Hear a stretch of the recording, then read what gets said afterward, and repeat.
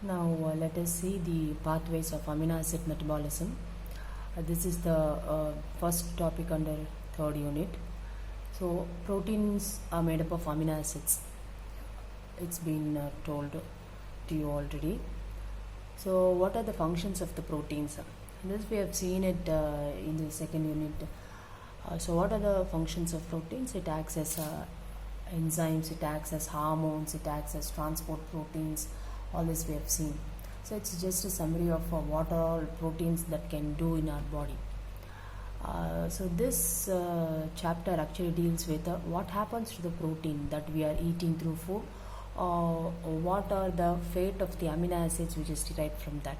Okay, so actually it is protein metabolism. We cannot deal directly as protein metabolism. It is actually the amino acids which are being digested from the proteins. So these amino acids are the end products of the protein digestion. So what happens to this amino acid is otherwise called as protein metabolism or amino acid metabolism. Okay, so wherever you see protein metabolism, actually they deal with amino acid metabolism. So here we are going to see what happens to the amino acids. So metabolism, I have already told you, it is catabolism and anabolism. So what all we do with this amino acid, what all we can synthesize with this amino acid, and what all happens if this amino acid breaks down. So catabolism and anabolism. So if you see the anabolic ways, in whatever in which ways we use these amino acids to build up. So we use to build up to form synthesis of cell and extra cell proteins. I have already told you what is the use of digesting a protein, because our body is also made up of proteins. It's a building block of the bodies.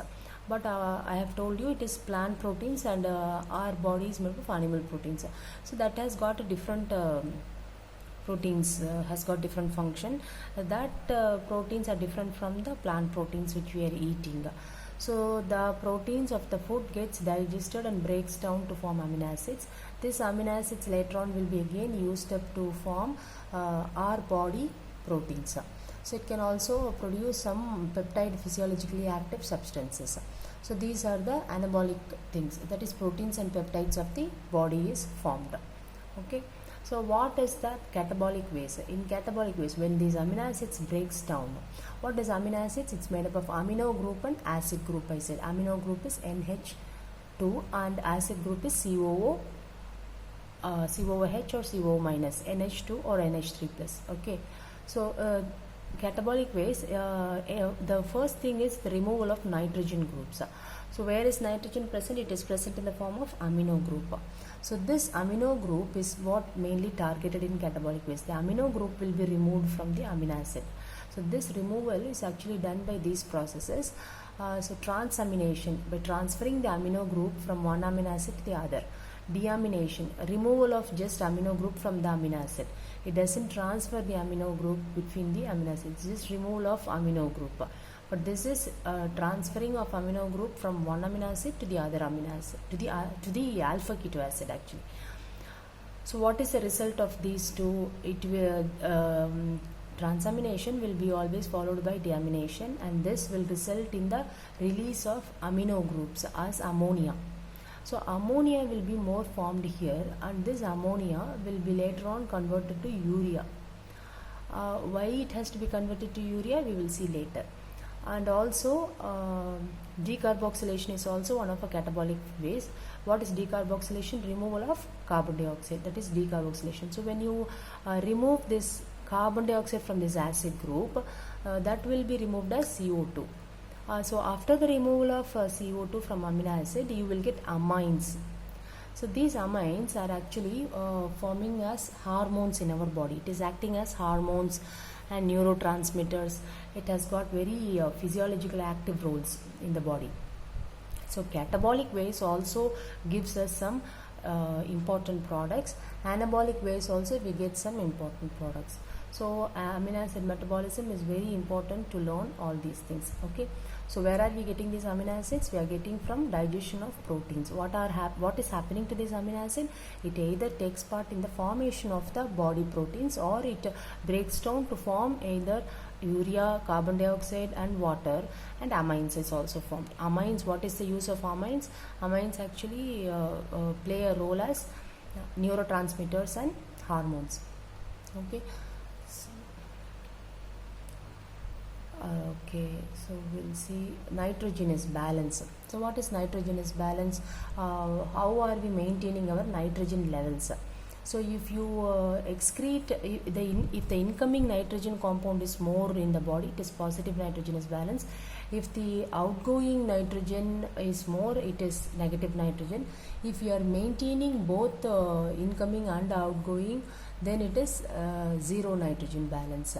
Actually, adults will be maintaining, normal adults will be maintaining this zero nitrogen balance.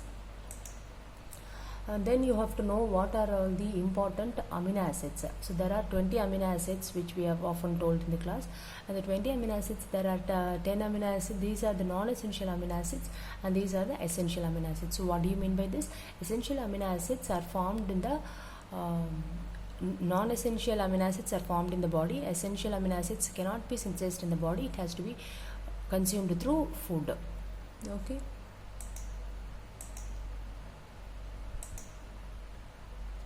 So protein digestion is not the main part of the metabolism now, but you just have to know digestion of proteins takes place with the help of enzymes, proteases.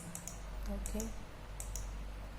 So digestion takes place here. So these are the name of the enzymes. These are all the enzymes needed for the digestion of proteins. So that's not our main topic. So we will just see what happens to the amino acid. Yeah. So what happens to the protein? The protein, by proteolytic enzymes, it breaks down to form amino acids. So actually protein is made up of many amino acids, right? So some proteolytic enzymes will give you two products. One are the free amino acids, and after some amino acids are removed, you will have some remains of the proteins. The remaining part of the protein is called as oligopeptides, which is a short chain of amino acid. Some 8 or 10 amino acids will be present in it. So completely, sometimes proteins may not be digested to amino acids. So you will get amino acids and oligopeptides also. So these oligopeptides and amino acids will be taken up from the intestinal cells, and it will be transported via blood to the different cells. Okay. So what happens to these amino acids which is taken by the blood to the cells is our topic. So the sources of amino acid, where are we getting the amino acids from? Just now I told you, after digestion from intestine you get, or during protein decomposition you get, or synthesis from the carbohydrates and lipids. Sometimes from carbohydrates and lipids also you will get amino acids. So what are the how are it is used? I told you already, it is used for the synthesis of proteins and all this. So there is some interconnection between the inter-organ relationship in amino acid metabolism. Kidneys, liver, muscle and intestine play a very important role in exchanging of amino acid products. Okay, so that let us see one by one.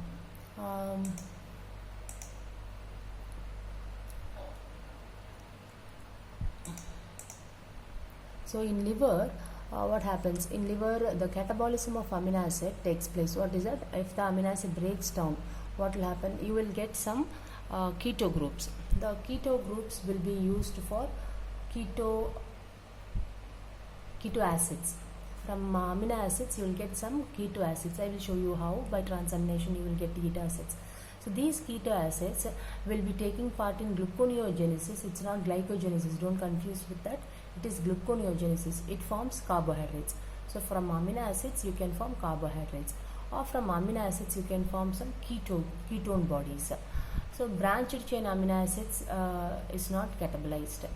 You can also form from the catabolism of amino acids urea. This is what called as urea cycle. How urea is formed from amino groups. Ammonia. Actually ammonia will be formed as a result of amino acid catabolism by deamination. By deamination, if amino group is removed, this amino group will be removed as ammonia in deamination. This ammonia is actually toxic to the body if it is more in the blood. So this ammonia will be later on clubbed to form urea in the kidneys, and this in the liver. In the liver, urea will be synthesized, and this urea will be excreted in the kidneys. Okay, so this is what taking place in liver. So what is taking place in skeletal muscle? In skeletal muscle, the muscle protein synthesis takes place, and the catabolism of branched chain amino acids, amino groups will be transported away as alanine. So this alanine is an amino acid. The alanine and glutamine. This alanine will be transported to liver for gluconeogenesis, as I said you now, and this glutamine which is formed here will be transported to kidneys. So these are the products formed in the skeletal muscles as a result of amino acid breakdown. In kidney, what happens, as I said here, glutamine which is formed due to the breakdown of branched chain amino acids in the muscles, this glutamine will be given to kidneys. This glutamine will be metabolized to alpha ketoglutarate and ammonia. This we will see in the reaction in the next slide. So this alpha ketoglutarate, how it is formed? When an amino group is removed from glutamine, the remaining product is this alpha ketoglutarate. So see, ammonia is released here. Alpha ketoglutarate, what happens? This takes part in gluconeogenesis to form carbohydrates. Ammonia excreted or used for urea cell. This ammonia will be excreted directly, or sometimes it will be, or most of the times it is used for the urea cycle to form arginine synthesis, and urea will be excreted in the kidney. So what is the fate of amino acid? All these are the fate of amino acid. Amino acid can be used for another protein synthesis. It can be used for the synthesis of other nitrogen containing compounds. It can be used for energy production, or it can be used for gluconeogenesis for the formation of carbohydrates. So what are the amino acid catabolic pathways? I said no, amino acids will be broken down. How it is broken down? By deamination, by transformation, or decarboxylation. These are the main topics. So what is deamination? When an amino group is removed from the amino acid, it is deamination, right? So see, these are the types of deamination. This is the structure of an amino acid, as you know, amino group and acid group. When a hydrogen is involved, it is reduction amino acid, addition of hydrogen. So see, the hydrogen is added to this amino group and it is removed as ammonia. You will get a fatty acid. The remaining part is fatty acid. So here also ammonia is formed. That is deamination. Hydrolytic deamination is when water is involved to remove this ammonia. It is hydrolytic deamination. Intermolecular deamination is when there is an interchange. An ammonia is removed and there is the interchange in the molecule. Here also you will get fatty acid formation and you will get an ammonia. So in deamination, the main product is, you see, ammonia. Ammonia is formed. So what is transamination? Transamination is actually, I said, from one amino acid an amino group is taken and it is transferred to a keto acid. This is a keto acid here. 2-oxoglutarate is an example here taken, and this is one amino acid taken here. It's a general example. So this amino group is transferred to this to form glutamate. So now this is converted to glutamate and this is converted as oxo acid now. Okay, always this is called as aminotransferase. This enzyme is always used to transfer an amino group from amino acid to keto acid. So what happens? Always you will get a glutamate. So we call this glutamate as very important because glutamate is the form of ammonia carrier. Okay. So what happens to the glutamate which was formed in the transaminase? The glutamate dehydrogenase is an important enzyme which removes the hydrogen group first, and then it removes and then it adds oxygen in that place. So that's what they say. This glutamate dehydrogenase takes place in two steps: dehydrogenation and hydrolysis step.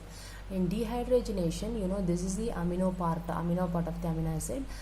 So this removes 2 hydrogen is removed from that portion of the amino acid, and what is the remaining thing? You get a imino group.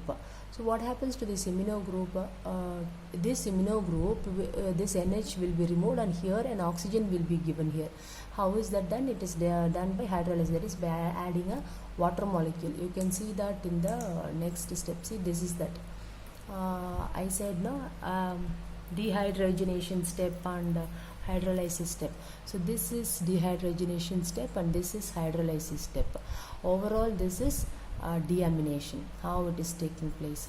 So see, this is the glutamate, and here from here as Schiff base intermediate is formed, that is one hydrogen is removed. It is donated to NAD to form either NADH, or it is donated to NADP to form NADPH+. So see, from here and here 2 hydrogens are removed and it is donated to this part.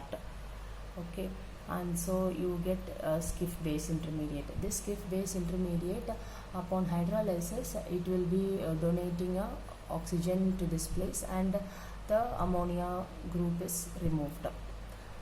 So this ammonia is very dangerous. If it is keep on increasing in the cells, it will form some toxicities.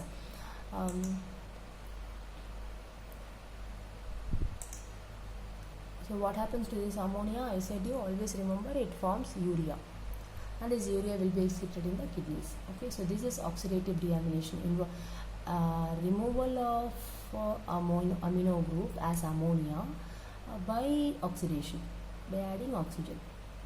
Yeah, that is oxidative deamination. This is transamination, as I said you in the previous example. From one amino acid, an amino group is transferred to alpha keto acid, and you get this amino acid will be converted as keto acid, and this keto acid will be converted as amino acid. So here is an example. So can you see an alpha amino acid and an alpha keto acid? This will be converted as alpha keto glutarate and glutamate. And this will be donating, this glutamate by glutamate dehydrogenase will be donating its hydrogens to NAD, and then a free ammonia will be formed. This ammonia later on we'll see two ammonia groups can combine to form urea. This is formed in liver. This urea will be excreted by kidneys.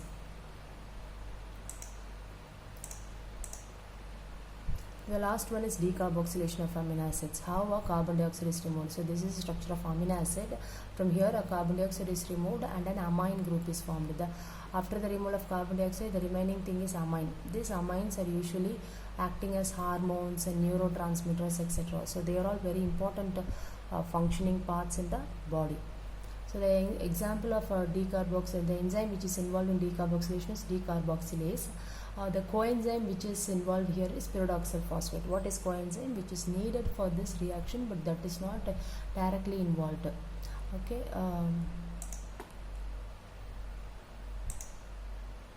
So see, they have given you the examples of the decarboxylation. That is, if it is taking place in the alpha carbon, it is the alpha decarboxylation. If a carbon dioxide is removed from omega position, it is omega decarboxylation.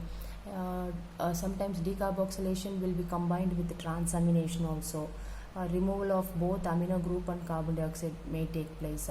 Decarboxylation is the conjunction of two molecules. Two molecules will be combined as a result of removal of carbon dioxide. So like this you can see many types of decarboxylation. So what is the significance of amino acid decarboxylation? So see, there are some examples given here. Glutamate is an amino acid, as you know. So when you remove carbon dioxide from glutamate, you get an important product called as gamma aminobutyric acid, which is very important in brain functioning.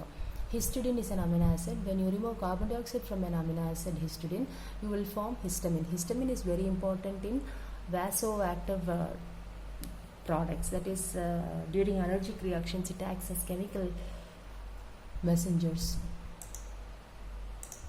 So that's what given here. Okay, so thank you. So these are the topics of